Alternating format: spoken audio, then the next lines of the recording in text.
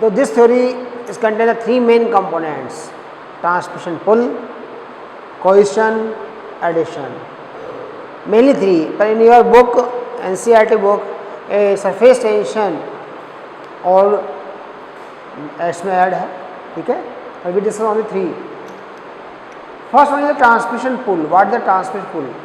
Transmission pull a negative force that develop by the upward direction to lower direction, and this pressure is developed due to the high rate of transpiration.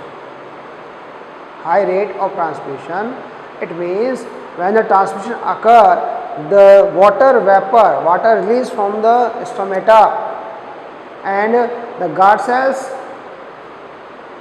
are flaccid in nature, because the guard cells and the water enter in the guard cell is the open, so guard cell is the swell up and the stomata is open, and to the stomata open, the water is removed. So due to the deficiency of water in stomata, the cells are obtain the water from the nearest cell, neighboring cells. The guard cell obtain the water, subsidiary cells, and all the plants leaves, all the leaves of plants are release the water. So a huge amount of the water are released by the leaves, and due to the deficiency of this water, a pressure is developed on the branches and then stem. The leaves are utilize the water from the midrib are utilize water from the branches are utilize the water from the main stem. So stem is utilize the water from the root. So a pressure develop upward to lower. It means the aerial part of the plant develop pressure on the root. Clear? तो क्या होगा, मान लीजिए मैं कहता हूँ एक plant के अंदर एक लीफ भी एक ही बूंद वाटर को क्या कर रही है, एवापोरेट कर रही है, ट्रांसमिट कर रही है, रिलीज कर रही है वाटर को एवापोर के फॉर्म में. तो आप सोचिए एक लीफ में लगभग एक प्लांट के अंदर लगभग मैं कहता हूँ कि 5000 लीव्स हैं. एक ट्री की बात कर रहा हूँ मैं यहाँ पे. एक ट्री के अंदर जो प्लांट है उसमें लगभग 5000 लीफ हैं. इसका मतलब क्या हुआ कि एक लीफ से, एक प्लांट से वन टाइम में 1 मिनट के अंदर 5000 ड्रॉप ऑफ वाटर रिलीज हो रही है.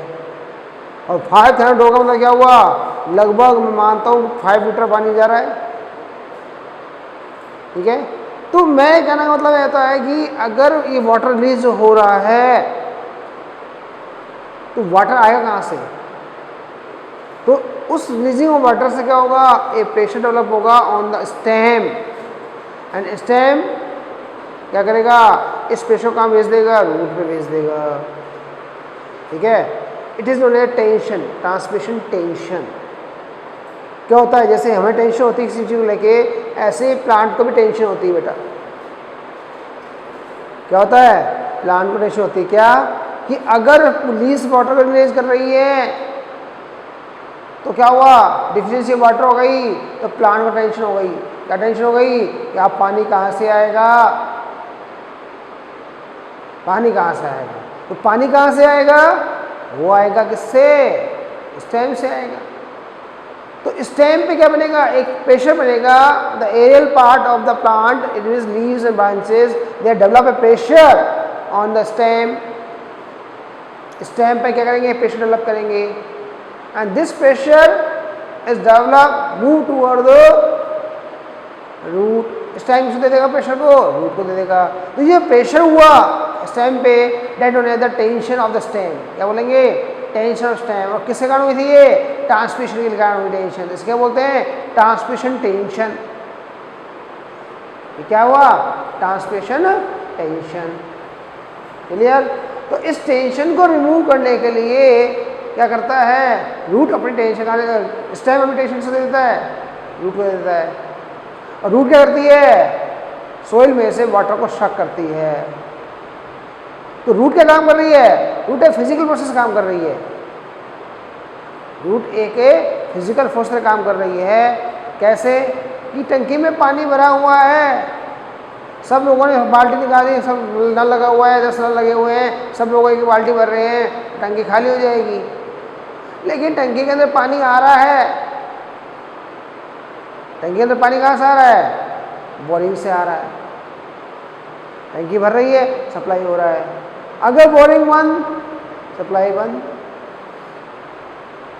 तो मैंने आपको बताया था परमानेंट विल्टिंग, ट्रांसमिशन हो रहा है और पानी नहीं मिलेगा तो क्या होगा? विल्टिंग हो जाएगी, और पानी लंबे समय तक नहीं मिलेगा तो क्या होगा? पौधे की डेथ हो जाएगी। ये तो चल रहा है कि हमारे पास एक टंकी वाला टैंक है, उस टैंक से पानी चल रहा है में और उसका सप्लाई हो रहा है, सब लोगों को मिल रहा है। यहाँ ये कंडीशन है, जो सप्लाई हो रहा है वो सारी क्या है? ब्रांचेज हैं। वाटर जहाँ मिल रहा है वो सारे क्या है? पॉइंट, जो नल लगे हुए हैं, पॉइंट लगे हैं, टोटी लगी हुई है, वो सारे क्या हैं? पॉइंट हैं, वो सारी लीव्स हैं। कहाँ से आ रहा है पानी? टैंक से आ रहा है। टैंक क्या है? स्टेम है। फिर टैंक में पानी कहाँ से आ रहा है? सॉइल से आ रहा है, मिट्टी से, बोरिंग से आ रहा है। बोरिंग क्या हो गई? रूट हो गई। तो रूट से टैंक में आया, टैंक से ब्रांचेस में गया, सप्लाई हुई, पाइप में गया, पाइप से क्या हुआ? हमारे घर तक पहुंचा। ठीक है, तो हम तो क्या हो गए? लीफ। ये जो पाइपलाइन है वो क्या हो गई? ब्रांचेस हो गई। और टैंक क्या हो गया? स्टेम हो गया। टैंक में जो पानी आ रहा है सॉइल से, बोरिंग से, वो क्या हो गया? रूट हो गई। हो गई, इसको मेंशन कर लो। अगर इसमें से कोई भी एक सिस्टम बीच में से ब्रेक होता है तो क्या आपको वाटर अवेलेबल होगा? नहीं होगा। आप ब्रांच काट दो, ब्रांच का ब्रेक टूट जाए, कॉलम, स्टेम कॉलम टूट जाए, मेन बोरिंग खराब हो जाए, किसी भी कंडीशन में आपको वाटर अवेलेबल नहीं होगा। नहीं होगा ना, तो ये सिस्टम है। तो root, then stem, then branch, then leaves, 4 point हो गए। रूट जो होती है वो क्या करती है? एज ए पाइपलाइन काम करती है। क्या करती है? As a pipeline. वो तो पानी को क्या करती है? केवल शक करने का काम करती है, वाटर को शक करने का काम करती है, उसके लिए एनर्जी रिक्वायरमेंट नहीं होती। ठीक है, क्यों? प्रभाव उड़ रहा है। इसका एक एक्सपेरिमेंट दिया है, पर्टिकुलर एग्जांपल बताता हूँ कैसे होता है, बहुत सिंपल सा है। ये मेरे पास चौक है, मैं एक्सपेरिमेंट समझाता हूँ आपको कैसे होता है। ये चौक है, मैंने इसको एक वाटर में रख दिया नीचे, मेरे पास ये मान लो एक बाउल है, इसमें पानी भरा हुआ है, मैंने इसको रख दिया और बाउल को मैंने ऊपर ढक दिया, एल्यूमिनियम फॉइल रख दिया। तो बाउल से पानी उड़ेगा नहीं, पानी इसमें रहेगा। ये चौक ये निकाल के इसको रख दिया ऐसे, और ये नीचे क्या हो गया? ये तो एल्यूमिनियम फॉइल हो गई, नीचे पानी डूबा हुआ है, ये ऊपर का हिस्सा है। क्या होगा बच्चों? अब मैंने इस बाउल का रख दिया, सनलाइट में रख दिया, तो इससे क्या होगा? ये पानी को एब्सॉर्ब करेगा, इसमें डिफिशिएंसी पानी कहाँ से आएगा? बाउल से। तो कुछ घंटे बाद क्या होगा? बाउल का पानी खत्म और ये ड्राई हो जाएगा। चौक क्या हो जाएगा? ड्राई हो जाएगा। हो जाएगा नहीं जाएगा? तो वाटर कैसे गया? यही चीज़ है। तो ट्रांसमिशन को कहा गया, पुल को कहा गया इसको, क्योंकि ट्रांसमिशन पुल को कहा गया due to the transmission a force develop and this force is suck the water. This force suck the water from the stem, or stem suck the water from the root, root suck the water from the soil. Clear? सब कुछ सक कर रहे हैं, transmit evaporate कर रहा है, release कर रहा है वाटर को, बाकी सब सक कर रहे हैं। So root work as a, क्या करेंगे? A passive organ. Root work as a not active organ, as a work as a passive organ. Clear? So it is a physical process, not a biological process. So it is included in the physical force theory. Clear? So transfer pull, a transmission tension, a negative pressure develop in the xylem due to the rapid transpiration in leaves. Clear? This creates a transpiration pull. Tension create की, और tension क्या रहा? Water नहीं जा रहा है। Transfer pull which is responsible for the pulling of water. पानी को खींचा जा रहा है, धक्का नहीं, खींच रहे हैं। The pulling of water, suck the water and column in xylem. यहाँ पर xylems. क्लियर है? That is the development of the transmission pull और ट्रांसमिट टेंशन. नेगेटिव फोर्स क्यों है? क्योंकि क्या है, टूवर्ड द ग्रेविटेशनल फोर्स, नीचे से ऊपर खींच रहा है, at the negative force. Root pressure is the positive force, ये negative force. And this force to maintain the ascent of sap, to maintain the, to making the water column, stem के अंदर water quantity बनी रहे, वो break ना हो, वो continue बना रहे, तो क्या होगा, there are two force are acting inside the stem to maintain the water column and the forming the water column, and these forces are known as the cohesion and adhesion force. The first one is the cohesion force or attraction between the water molecule, same molecule. Water between the water molecule, a force is developed due to the attraction force. That force is known as the cohesion force. And the forming of the water column, it is responsible for the forming of water column. These two questions medical exam. The cohesion force, the forming of the water column. Second, the adhesion force, attraction between the water molecule and xylem walls. Tracheal vessels wall, तो wall है, wall और water molecule की जो contraction है, that known as the adhesion force, and it is maintain the water column in xylem. इसका काम क्या है? Maintain the water column. Clear? तो एडिशन फोर्स कैसे होता है? मान लीजिए एक गिलास में पानी पीते हैं बच्चों, एक गिलास में पानी पी लिया अपने गिलास से, बोतल से पिया, तो क्या उसकी वॉल पर वाटर रहता है, लगा हुआ है, नहीं रहता? चिपका रहता है ना, या बिल्कुल ड्राई रहता है? नहीं. क्या एक गिलास से हम पानी के पीते हैं तो क्या पूरा पानी पी लेते हैं? नहीं, उसकी वॉल पर बहुत सारा पानी लगा होता है ड्रॉप के रूप में. वो क्यों लगा हुआ है? Due to the adhesion force. Glass जो है उसकी वॉल और वाटर के बीच में जो अट्रैक्शन है, that the adhesion force between the water molecule, that known as the cohesion force. Due to the adhesion and cohesion force, water column is form. क्या होगा? वाटर कॉलम बनेगा. कहाँ पर बनेगा water column? In the stem. कहाँ बनेगा? Inside the stem. And due to the presence of stem, this force, the a pressure develop, and that pressure about the 120 atm. कितना होगा लगभग? 100 से 120 atm. And due to this pressure, water is up to 100 metre long plant. 100 metre मतलब multiply कर लीजिए. ठीक है? तो हम मान करते हैं यहाँ पर एक सिंपली वे में, that the cohesion adhesion force और develop pressure, and due to the pressure the water is move toward the upward direction. So transmission और ascent of sap both are related to each other. Due to the transmission, ascent of sap present. Clear?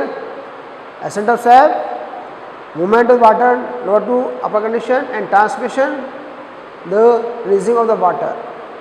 The transmission pull, cohesion force and addition force are involved for the ascent of sap. Clear? Okay? Thank you. रोक दो sir, इसको ले लो. ये diagram लिखा बच्चों, इसको देख लीजिए. आप लोग लिखना चाहो लिख लीजिए.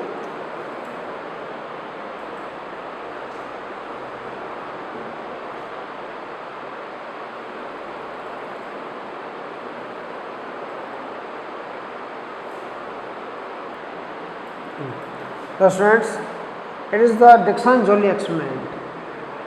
It is a physical experiment and it represents the physical process. According to them, the transmission and ascent of sap is a physical process like this. In this diagram, in this experiment, there lies a few things. This is a steel box. It is sponge. It is a glass tube. It is known as a stand. It is water.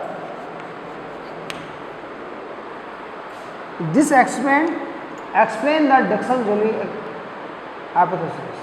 You can say experiment of the Dixon-Joule are represented by this experiment, these instruments that represent there is no living things, all are the non-living, and they represent the how do the water is moved the upward direction. Clear? इन्होंने क्या किया बच्चों, मैं explain कर देता हूँ. इन्होंने एक खाली टिन का डब्बा लिया, अपने यहाँ रसगुल्ला डब्बा आता है, रसगुल्ला वाला डब्बा वो ले लिया मैंने. उसमें कवर लगा होता है इसलिए प्लास्टिक वाला, इसलिए रसगुल्ला डब्बे के मैं एग्जांपल दे रहा हूँ आपको यहाँ. उस डब्बे में मैंने बहुत सारे होल कर लिए. क्या कर लिए? होल. तो मैं एग्जांपल दूँ यहाँ पे कि मेरे पास ये रसगुल्ले का डब्बा है, मान लीजिए आया, मैंने इसमें बहुत सारे होल कर दिए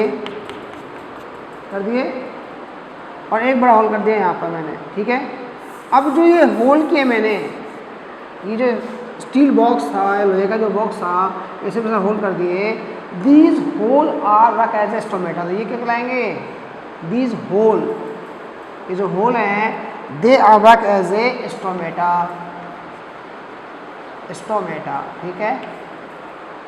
ये जो डब्बा है ये कहलाएगा आपका लीफ. क्या कहलाएगा? ये रिप्रेजेंट करेगा किसको? लीफ को. एंड इस डब्बे के अंदर क्या किया बच्चों, मैंने स्पंज जो आती है अपने घर, फोम या स्पंज जिसे कहते हैं, मैंने वो स्पंज दिया और एक उस डब्बे के साइज की स्पंज का ब्लॉक काट कर मैंने इसके अंदर डब्बे में रख दिया और उसको कैप लगा दिया, ढक्कन लगा दिया प्लास्टिक का. क्लियर है? अब उस डब्बे में मैंने एक बड़ा होल किया था, उस होल को एक पाइप से, ग्लास पाइप जो होता है, कांच का पाइप होता है, उससे मैंने जोड़ दिया और उस जोड़ने के बाद उसको रख दिया. तो ये मेरे पास डब्बा है, मतलब इसके अंदर होल लगा दिया, यहाँ पे होल लगा के इसको लगा दिया इस टाइप से, और ये मैंने इसको जोड़ दिया और इसको क्या रख दिया मैंने? ये बीकर में रख दिया. ये बीकर मान लीजिए, इसमें बीकर है, इसके अंदर क्या भरा हुआ है? पानी भरा हुआ है. तो मैंने इस बीकर में पानी भर दिया, मैंने इसमें पानी भर दिया इस ट्यूब के अंदर, पाइप, ग्लास पाइप के अंदर, और इस स्पंज को मैंने गीला करके इसके अंदर रख दिया. ठीक है.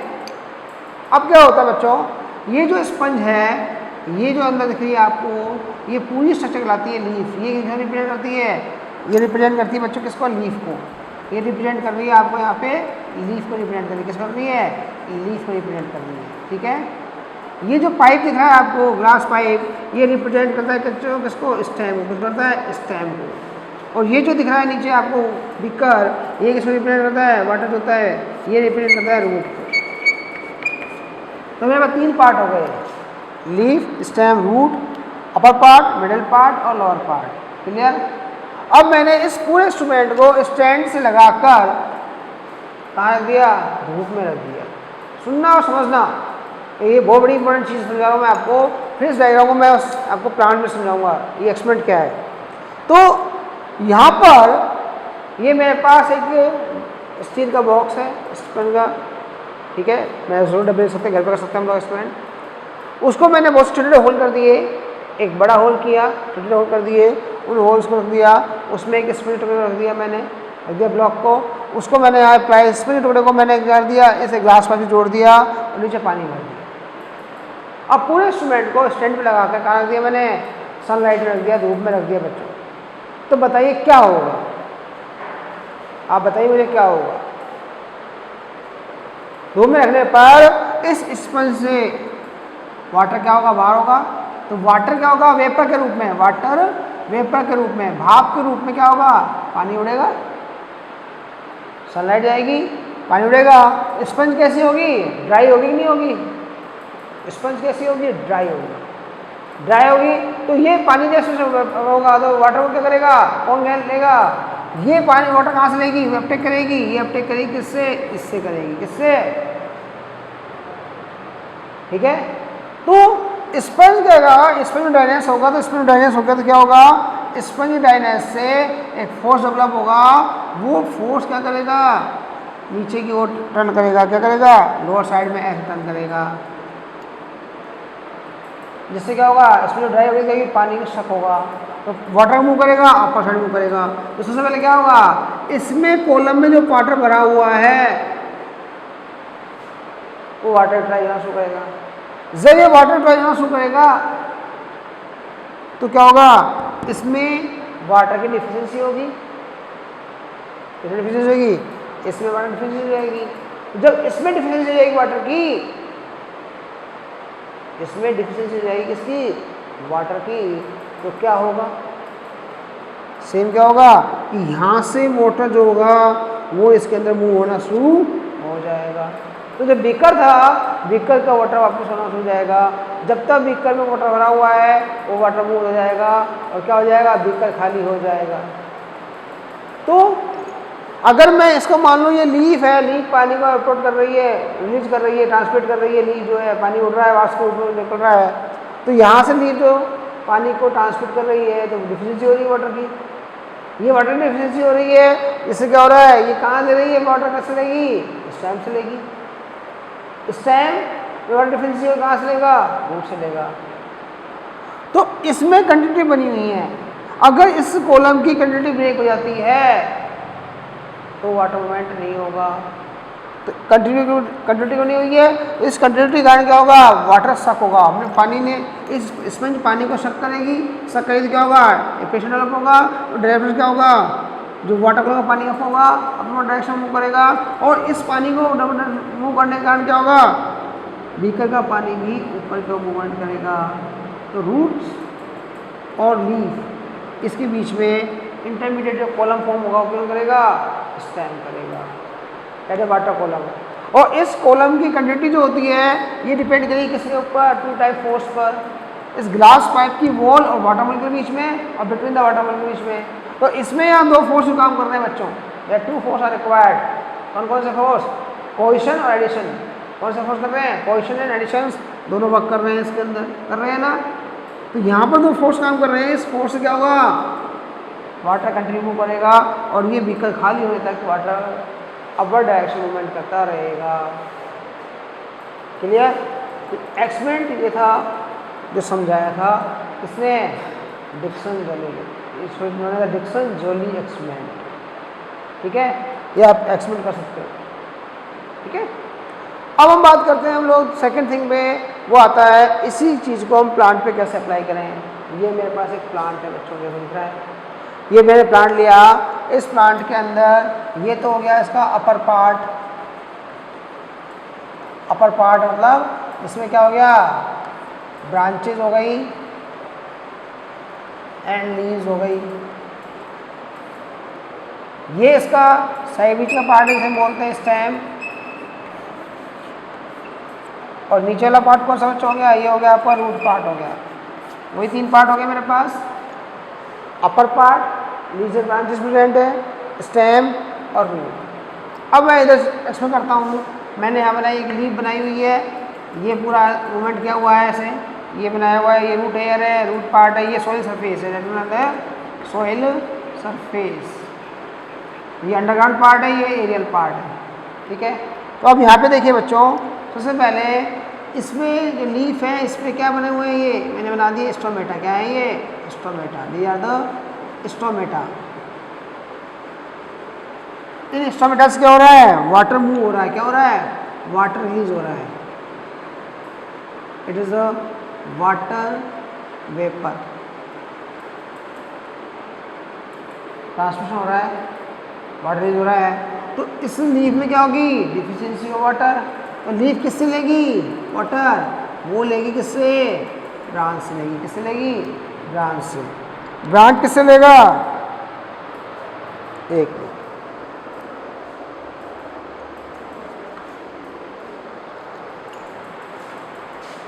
तो यहाँ पे किससे लेगी लीफ बच्चों, लीफ जो अभी वो पानी की वाटर किससे लेगी, ब्रांच से लेगी। ये गया देखो वाटर यहाँ से, ठीक है, ये यहाँ से वाटर निकल रहा है, रिमूव हो रहा है वेपर के फॉर्म में, ये यहाँ से ले रही है। तो यहाँ से ये लेगी ऐसे, ये ब्रांच से लेगी। तो जितने भी लीव्स हैं all are pasteurise, they are develop a negative force. क्या करेंगी, ये सारी मिलकर क्या बनेंगी, एक नेगेटिव फोर्स डेवलप करेंगी। किसके ऊपर, यहाँ पे करेंगे ऐसे बच्चों, या आगे, and they develop a negative force. क्या करेंगी, एक नेगेटिव फोर्स डेवलप करेंगी ऐसे।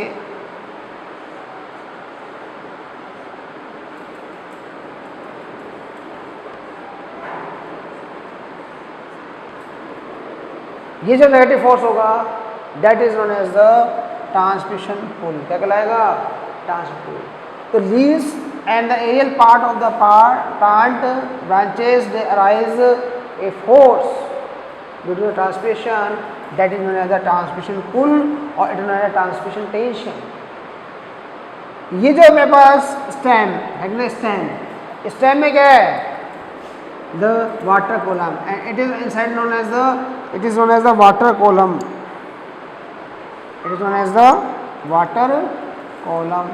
ये पूरा जो है ये फुल ऑफ वाटर यहाँ पे known as the water column. तो इसमें क्या होगा? जो वाटर कॉलम है that the upper the water कहाँ करेगा? ऊपर की ओर मूव करेगा, इधर मूव करेगा, ठीक है, इधर ही मूव करेगा, वाटर मूव करेगा। तो due to the deficiency of water, a force develop on the stem that on a transmission pull, it is negative force and it is always upward to lower direction, नीचे आ रहा है। तो अब क्या हुआ? इस फोर्स को कहाँ स्टेम पे आया, स्टेम से क्या हुआ? पानी ऊपर गया तो यहाँ पे डिफिशियंसी हो गई, ये कहाँ आएगा? That force in the root and root hair कहाँ जाएगा? रूट हेयर पर जाएगा। यहाँ से सारा एक्टिवेट हुआ, यहाँ आ गया, यहाँ से होता हुआ कहाँ आएगा? यहाँ पे आएगा और ये कंप्लीट रूट पर प्रेशर डालेगा ऐसे, ठीक है। तो वाटर जो होगा it's sucked by the root hair, ये रूट है, यहाँ पे वाटर है मेरे पास, ये रहा, it's sucked by the root hair suck करेगा। येलो लाइन दे रखी है आपको, देखो that is yellow line arrow, ये क्या है? वाटर इज मूव, ऊपर क्यों क्या करेगा? मूव करेगा। That procedure known as the ascent of sap. क्या कहलाएगा ये? Ascent of sap. It means movement of water lower to upper direction, root to aerial part and transmission pull occur the upper part to lower part. Transmission कहाँ जाएगा? ऊपर से नीचे की ओर होगा पुल, और एसेंट ऑफ सैप कहाँ होगा? नीचे से ऊपर की ओर होगा।